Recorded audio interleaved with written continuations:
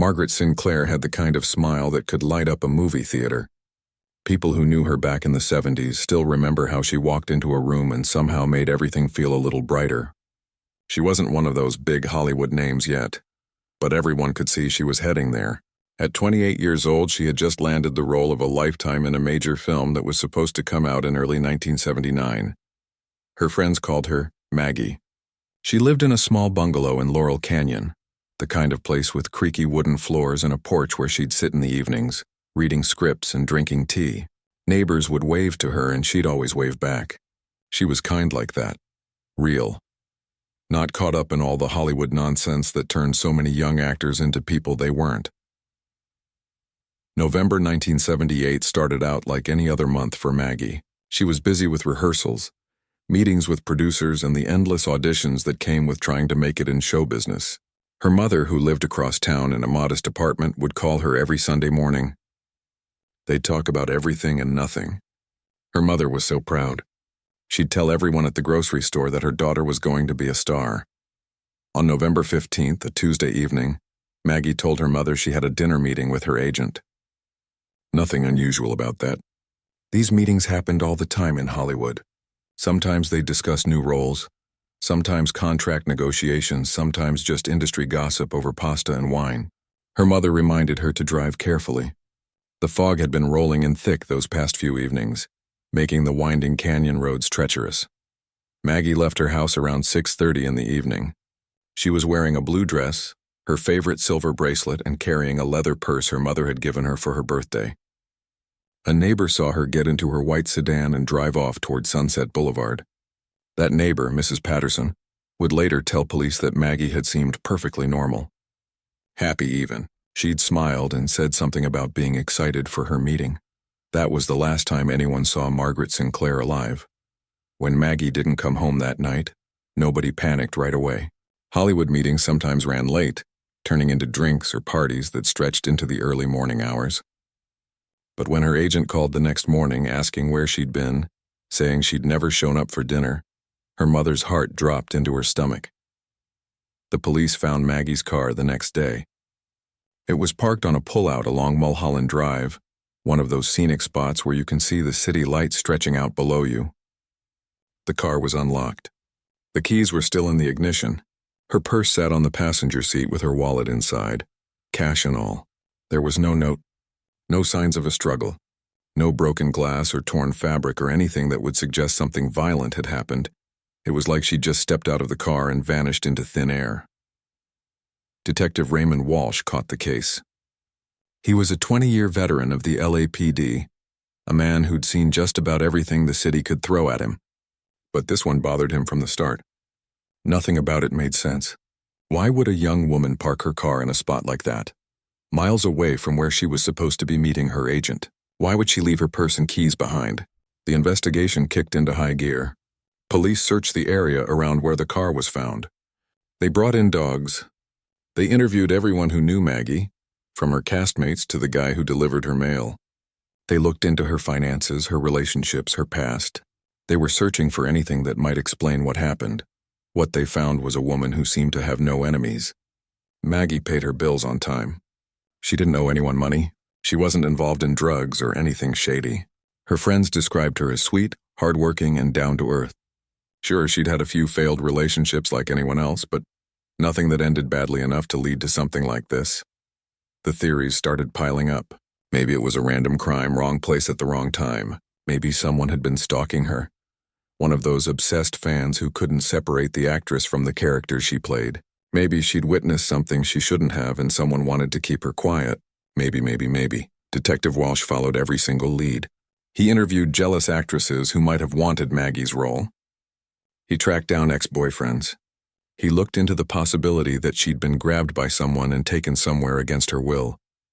But every lead went nowhere. Every promising tip turned into another dead end. The media had a field day with the story.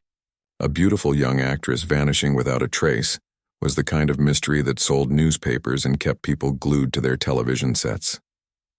Reporters camped outside her mother's apartment. They hounded her friends for interviews. They turned Maggie's life into entertainment, which felt cruel to everyone who actually knew and loved her. Months turned into years. The investigation never officially closed, but the active searching stopped. Detective Walsh retired in 1985, and the case file got moved to a dusty shelf in the cold case division. New detectives would occasionally pull it out, look through the evidence, and shake their heads. Without new leads or new technology, there was nothing more they could do. Maggie's mother never gave up hope. She kept her daughter's bedroom exactly the way Maggie had left it. The clothes still hung in the closet. The books still sat on the nightstand. Every birthday, every Christmas, every Mother's Day, she'd set out an extra place at the table. Just in case. Just in case this was the day her daughter walked through that door with some wild story about amnesia or being held somewhere far away. But the years kept passing, and that door never opened. Hollywood moved on the way it always does. New actresses came and went. The studio released the film Maggie had been working on with a different actress in her role. It did okay at the box office, nothing special. People who remembered Maggie would sometimes wonder what might have been.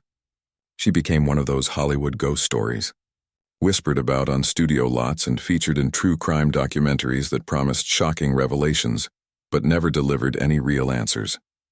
The case became legend. Online forums debated theories. Amateur detectives tried to crack the mystery from their computers. But nobody knew what really happened to Margaret Sinclair on that foggy November night in 1978. Nobody knew that 45 years later, the truth would finally come to light in a way that would leave everyone absolutely stunned. March 2023 started out as a normal month for the construction crew working in the Angeles National Forest. They'd been hired to clear land for a new luxury housing development, the kind of project that was changing the landscape around Los Angeles. Big houses for people with bigger money. It was just another job for most of them. The crew foreman, a guy named Tony Rodriguez, had been doing this kind of work for 30 years. He knew the drill. Clear the brush, level the land, prepare the site for the builders who'd come in later. It was hard work, but honest work, and it paid the bills. On the morning of March 23rd, one of the younger guys on the crew, Jake, was operating the excavator when his machine hit something that wasn't dirt or rock. He stopped immediately and climbed down to take a look. What he saw made his stomach turn. Bones, human bones. Tony called 911 right away. Within an hour, the site was swarmed with police cars, crime scene investigators, and the county coroner's office. Yellow tape went up everywhere. The construction crew was told to stay back while the professionals did their work. Detective Lisa Chen arrived at the scene around noon. She was 42 years old, a third-generation cop whose grandfather had walked a beat in Chinatown back in the 50s. She'd grown up hearing stories about unsolved cases, about mysteries that kept detectives up at night. She'd joined the force because she wanted to be the person who brought answers to families who'd been waiting in the dark for too long. When she got the call about human remains found in the forest, she figured it would be another sad case. Maybe a hiker who'd gotten lost and never made it home, maybe something worse. But what she found at the scene was something she never expected. The forensic team was working carefully, treating the area like an archaeological dig. Every inch of soil was sifted. Every item was photographed and cataloged. And there were items. Not just bones, but things that had survived decades underground. Fragments of clothing rotted and barely recognizable. A silver bracelet tarnished but still intact. Pieces of jewelry that looked like they'd once been expensive. And then, buried in the dirt near where the skull was found, something that made everyone stop and stare. A California driver's license. The plastic was warped and discolored, but the name was still readable. Margaret Ann Sinclair. Lisa felt her heart skip a beat. She knew that name. Every cop in Los Angeles knew that name. It was one of those cases they taught you about in the academy. The actress who vanished in 1978. The mystery that had never been solved. She pulled out her phone and made a call to the cold case division. Within 20 minutes, 3 more detectives showed up. One of them was carrying a file box that looked like it had been sitting in storage for 40 years. Because it had. The bones were carefully removed and transported to the medical examiner's office. Dental records from 1978 were pulled from archives and compared. 2 days later, the confirmation came back. These were definitely the remains of Margaret Sinclair, but the location didn't make any sense. This spot in the Angeles National Forest was nearly 50 miles from where her car had been found on Mulholland Drive. It wasn't on any route she would have taken that night. There were no houses nearby, no reason for her to be out here. Someone had brought her to this remote location. But who and why? Lisa assembled a team. They needed to approach this case with fresh eyes and modern technology that hadn't existed in 1978. DNA analysis, isotope testing, digital forensic techniques, all the tools that might finally crack this decades-old mystery. Dr. Robert Webb, the forensic anthropologist assigned to the case, spent weeks examining the remains. He was a careful man, meticulous in his work. He'd learned long ago that bones could tell stories if you knew how to listen. What he found surprised everyone. There were no signs of trauma to the bones. No fractures, no cut marks, no bullet holes. Nothing that would suggest violence. In murder cases, especially ones where the body is hidden in a remote location, you almost always find some evidence of how the person died. But not here. Even more interesting, Dr. Webb found evidence that suggested Margaret had been alive at this location for some period of time. The site itself told a story. When the forensic team carefully excavated the area, they found things that didn't fit the typical pattern of a body dump. There were remnants of what looked like a makeshift shelter. Pieces of rotted wood that had once been formed into some kind of structure. Rusted nails, fragments of what might have been a tarp, and scattered around the site, partially buried, were objects that painted a strange picture. Empty food cans. The labels were long gone, but the dates stamped on the metal were still visible. Some from 1979, some from 1980, a few from 1981. Medicine bottles too degraded to read what they'd once contained. A broken camping stove, a tin cup, things that suggested someone had been living here, not just hidden here. And then they found the pages. They were scattered throughout the dig site, protected by luck and layers of soil from complete destruction. Dozens of pages that appeared to be from a journal. The paper was water-damaged, fragile as dried leaves. Some pages were illegible, but others, when carefully preserved and examined under special lighting, revealed handwriting. The forensic document examiner, a woman named Patricia who'd been doing this work for 20 years, worked with extreme care. She used techniques that could reveal writing on damaged paper. She photographed each page under different light spectrums.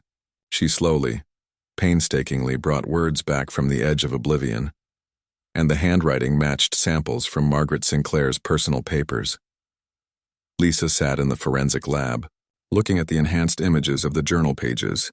The words were hard to read, pieces of sentences, fragments of thoughts, but what she could make out sent chills down her spine. Margaret wrote about hiding, about being afraid, about them finding her. But she didn't write like a prisoner. She wrote like someone who'd made a choice. She mentioned someone she was protecting, someone she loved more than her own life. The financial investigation added another layer to the mystery. Lisa's team pulled old bank records from 1978. They found something the original investigators had missed, probably because they'd been looking for signs of foul play, not careful planning. In the 6 weeks before her disappearance, Margaret had systematically withdrawn her entire savings from 3 different bank accounts, small amounts each time, nothing that would raise red flags. By the time she vanished, she'd pulled out nearly $50,000. In 1978, that was serious money. This wasn't a kidnapping.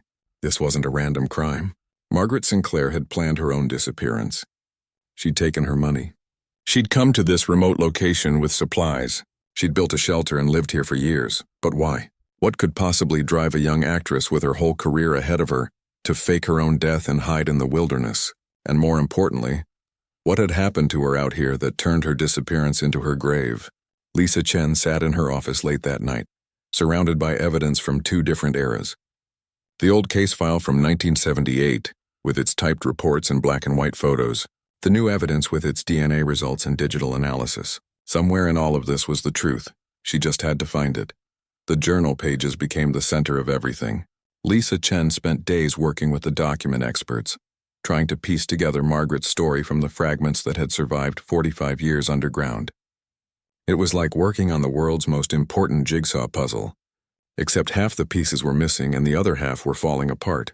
Patricia, the document examiner, had seen a lot in her career, but she'd never worked on anything quite like this. She treated each page like it was made of gold. Special chemicals, controlled lighting, temperature-regulated storage. Every technique in the book to preserve what was left and reveal what had faded. Slowly, entry by entry, a story began to emerge. And it wasn't the story anyone expected. The earliest journal entries they could recover were from late October 1978, just weeks before Margaret disappeared. She wrote about fear, but not the kind of fear you'd expect. She wasn't afraid of being followed or stalked. She was afraid of a decision she'd made, a choice that would change everything. One entry, dated October 28th, was particularly clear. Margaret had written about a meeting, about someone powerful, about something she'd learned that made her realize her life would never be the same. The words were careful, guarded like she knew someone might read them someday. Lisa's team worked to fill in the gaps. They went back through Margaret's life in 1978 with fresh eyes. Who had she been meeting with? Who were the powerful people in her orbit? That's when they found Victor Hastings. He'd been a studio executive at one of the major Hollywood studios. In 1978, he was at the height of his power. He greenlighted movies. He made and broke careers. He was also married to the daughter of another studio mogul, a marriage that was as much about business as it was about love. The original investigation in 1978 had interviewed Hastings briefly. He'd said he barely knew Margaret, that she was just another actress under contract. The detectives back then had no reason to doubt him. But Lisa's team dug deeper. They found old call logs from the studio. Margaret's name appeared repeatedly in Hastings' appointment calendar. They found receipts from restaurants where the two had been seen together, though always in the company of other people. On the surface, it looked professional. But when you added it all up, a different picture started to form. The journal entries became more revealing as Lisa's team worked through them. Margaret wrote about secret meetings, about promises made and broken, about feeling trapped between what she wanted and what was expected of her.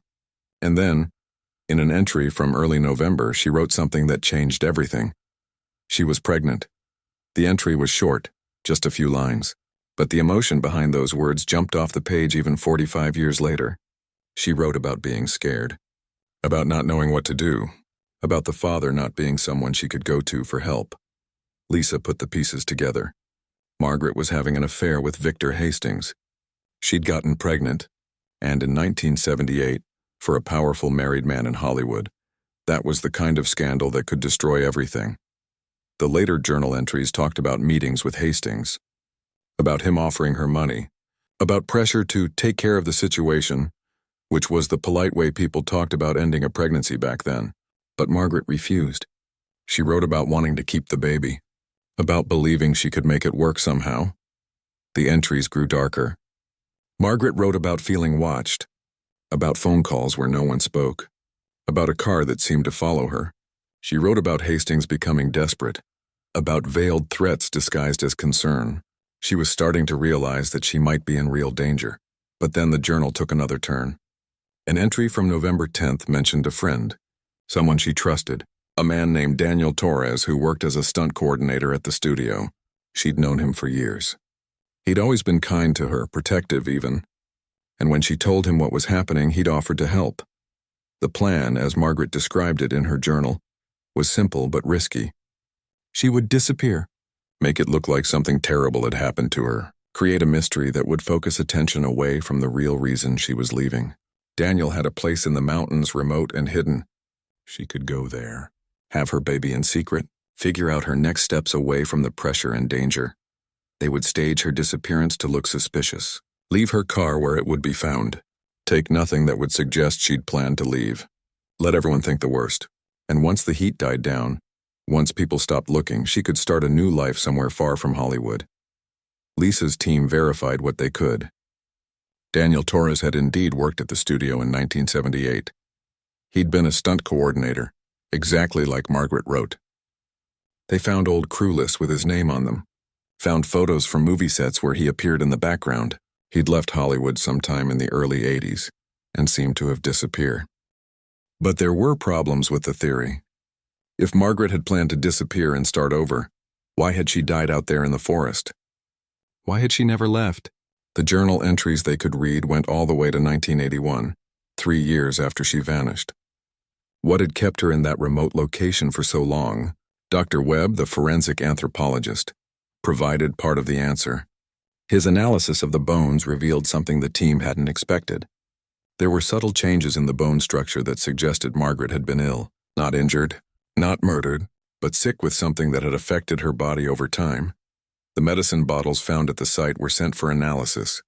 Even after decades underground, trace amounts of substances could sometimes be detected. The lab results came back with findings that added another piece to the puzzle. The bottles had contained pain medication. Strong pain medication, the kind prescribed for serious illness. Lisa sat in the conference room with her team, looking at the evidence board they'd created. Photos of the dig site, copies of journal entries, timeline charts, everything they'd learned over the past 3 months. Margaret Sinclair had been pregnant. She'd been involved with a powerful man who had reasons to want her gone. She'd planned her own disappearance with help from a friend. She'd lived in hiding for years, and she'd been sick with something serious. But they were still missing crucial pieces. Where was Daniel Torres now? What exactly had Margaret been sick with? Had she given birth out there in the wilderness? If so, where was the child? And most importantly, had she died naturally from her illness or had something else happened? The team needed to find Daniel Torres. He was the key to everything. If he was still alive, he could fill in the gaps that the journal couldn't. He could tell them what really happened to Margaret Sinclair in those final years. Lisa assigned 2 detectives to track him down. It wouldn't be easy. He'd been off the grid for over 40 years. But people left traces, records, paper trails. Somewhere out there, Daniel Torres existed. They just had to find him.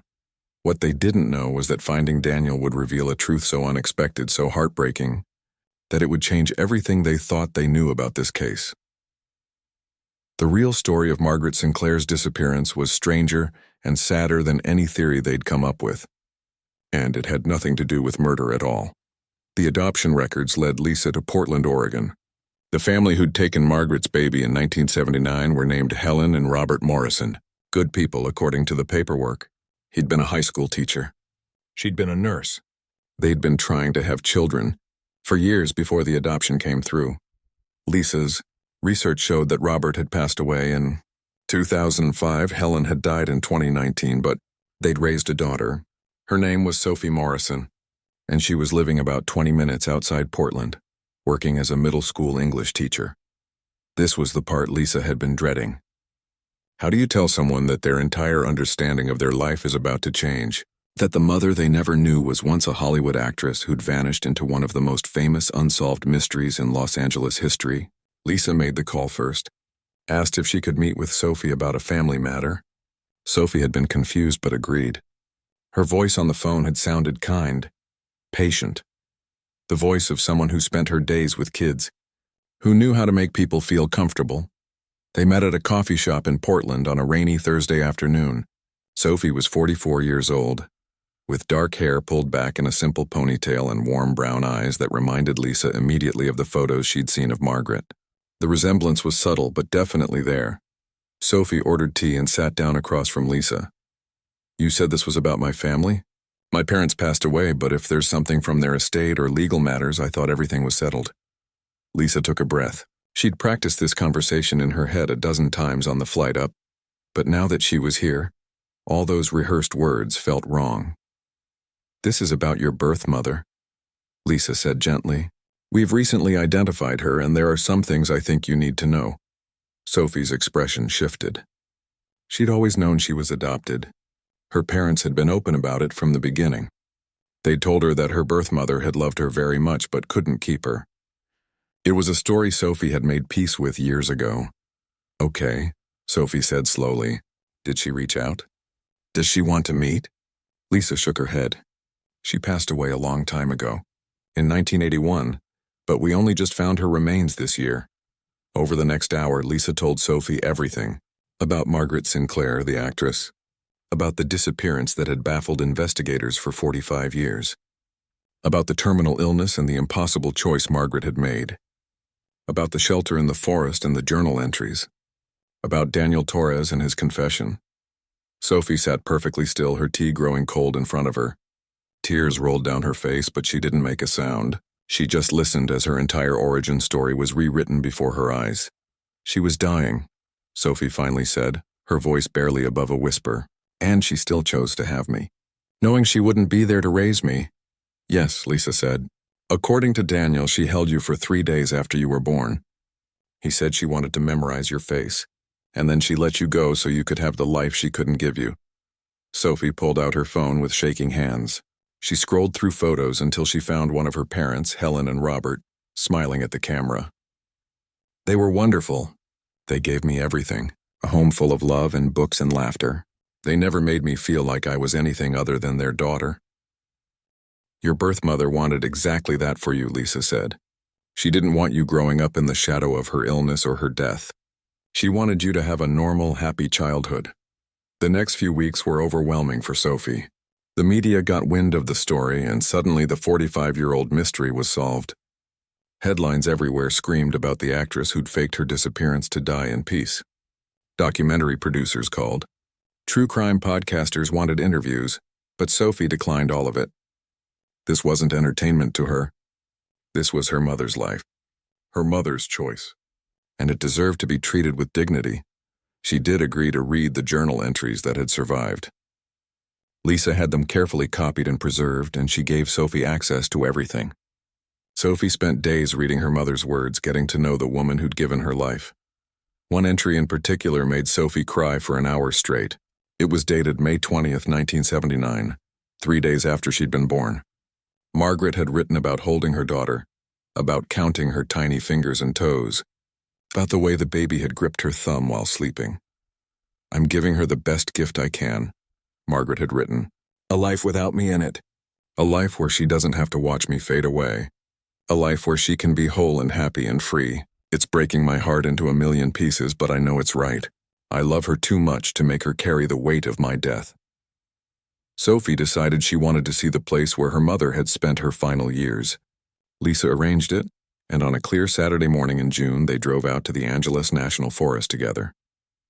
The construction project had been put on hold after the discovery of the remains, and the site was quiet now.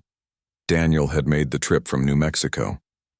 He was nervous about meeting Sophie, worried she'd hate him for keeping the secret so long, but when Sophie saw him, she walked right up and hugged him. "Thank you," she said, "for taking care of her, for making sure she wasn't alone." Daniel broke down then, crying like he'd held it in for 4 decades. "She talked about you all the time," he said. "Every time I visited, she'd ask me to tell her what you were doing. I'd make things up, imagine what your life might be like. She loved you so much." The 3 of them stood at the site where Margaret had lived and died. The shelter was long gone, returned to the earth, but the place itself was beautiful. Trees and sky and mountains in the distance, peace and quiet and solitude. "She chose this," Sophie said, looking around. She could have spent her last days in a hospital or letting her illness define her. Instead, she came here and found something else. Freedom, maybe, or acceptance. Lisa had one more thing to give Sophie, the silver bracelet they'd found with the remains. It had been cleaned and restored. Margaret had been wearing it the night she disappeared, and she'd still been wearing it when she died. Sophie held the bracelet carefully, feeling the weight of it in her palm. "My mom, Helen, she told me once that she thought my birth mother must have been someone special.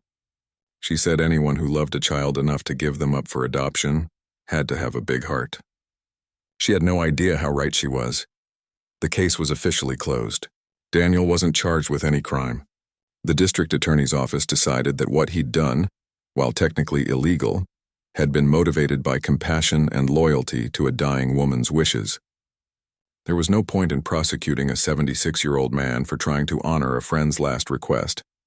Victor Hastings's name came up briefly in the media coverage. He died years earlier in 2003, without ever knowing what happened to Margaret. The affair was mentioned in articles, but it wasn't the focus, because it turned out it had never really been about him at all.